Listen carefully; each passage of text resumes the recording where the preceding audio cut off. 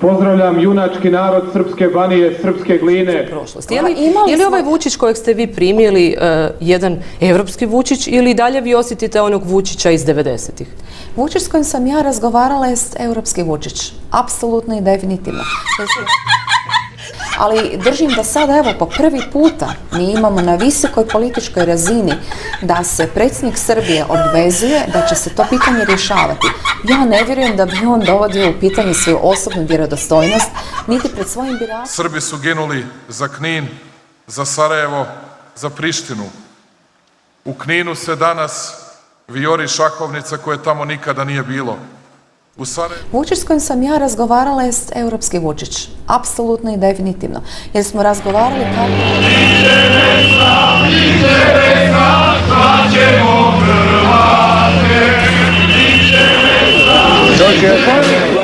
Hitler je hteo svet bez Jevreja, Hrvatska, njena politika je htjela Hrvatsku bez Srba. Poslije tromjesečnog nadljudskog otpora jugočetničkoj sili, Vukovar, stari hrvatski grad na Dunavu, doživio je najtragičniji dan u svojoj povijesti. 18. studenoga 1991. pomahnitali ga je neprijatelj zaposio i počinio teške zločine neviđene još od Drugog svjetskog rata. Vidite da danas mnogi sa podsmehom kažu: gdje su vam danas Karlobag, Ogulin, Karlovac i Virovitica? Oni hoće da kažu: gdje ste vi danas radikali u tim srpskim mestima? Kao da nikada Srbi nisu držali ni Karlovac, kao da na samo nekoliko kilometara od Karlobaga i Virovitice nismo bili, kao da i danas nema preko 20% Srba u Ogulinu, kao da to nisu srpska mesta.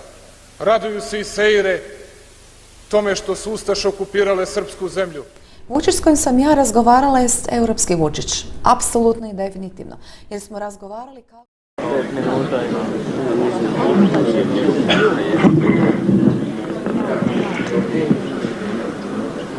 Braćo Srbi i sestre Srpkinje, pozdravljam junački narod Srpske Banije, Srpske Gline, vas koji ste podigli prvi baklju slobode tamo 26. juna još 1991. godine, vas koji ste prvi krenuli na ustašku vlast, vas koji ste prvi oslobodili neke srpske teritorije u Republici Srpskoj Krajini. Nikada ovdje više ustaška vlast neće moći da dođe. Nikada više oružanim putem. Nikada više onako kako su to namerili. Onako kako je zločinački režim Franje Tuđmana već pokušao. Vi ste ih u tome na najbolji način sprečili. Vi se, braćo, ovdje ne borite ni za šta što nije vaše, već samo da sačuvate ono što je oduvek bilo srpsko.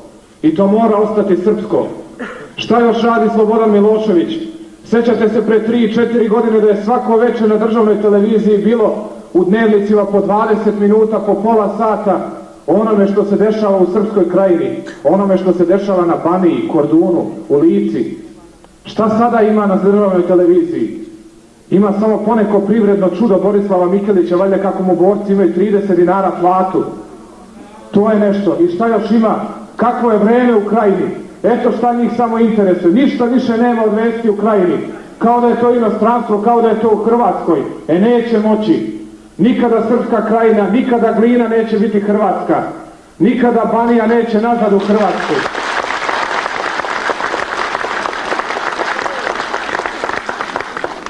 Ukoliko srpski radikali pobede i poraze predsjednika Srbije, vi znate da ćete živjeti u velikoj Srbiji, jedinstvenoj srpskoj državi, tu odstupanja biti neće. Živjeli! U beogradskom sjedištu njegove nove stranke podsjetio sam ga na u Glini izgovorene riječi. Zanijekao je da je uopće tamo i bio. A u tom ratu nisam učestvovao uopšte nisam bio na toj teritoriji. Ako sam negdje počinio neki zločin, hajde uhapsite me da odgovaram odmah. U laži su kratke noge, rekao bi naš narod. No nije ovo jedina Vučićeva laž. Kazao je kako ne zna za zločine u Škabrnji, no 1995. u Glini je dobro znao za akcije u Medačkom džepu i Maslenici, iako su Maslenica i Škabrnja udaljene 10 minuta vožnje. Koliko je puta napala Hrvatska Srpsku Krajinu? Nekoliko puta. I na Miljevački plato, i u Medačkom džepu, na Divoselo, Počitelj i Maslenicu. Zbog svega ovoga, teško je ljudima u Hrvatskoj vjerovati u iskrenost njegovih sljedećih riječi. I danas kada sam upoznat sa tim zločinom, da kažem, osuđujem i zločin u Ovčari i zločin u Škabrnji. Te 1995. gorljivo se zalagao za veliku Srbiju. Nikada Srpska krajina, nikada Glina neće biti Hrvatska. Kako čudno. Danas misli potpuno drugačije. Dakle, uopšte se ne zalažem za to ni da Zadar, ni da Split, ni da Šibenik, ni Makarska pripadaju Srbiji, kao što je to bilo u Srpskoj radikalnoj stranci. I eto, Vučić je otišao i najavio ponovni dolazak pred ljeto. Tko zna kakvih ćemo se tada ludosti ponovno naslušati. Hoće li bolje naučiti noviju povijest i geografiju ili će ponovno doći provocirati i čuditi se zašto je dočekan uz prosvjede, te zašto ga mora čuvati kordon do zuba naoružane policije.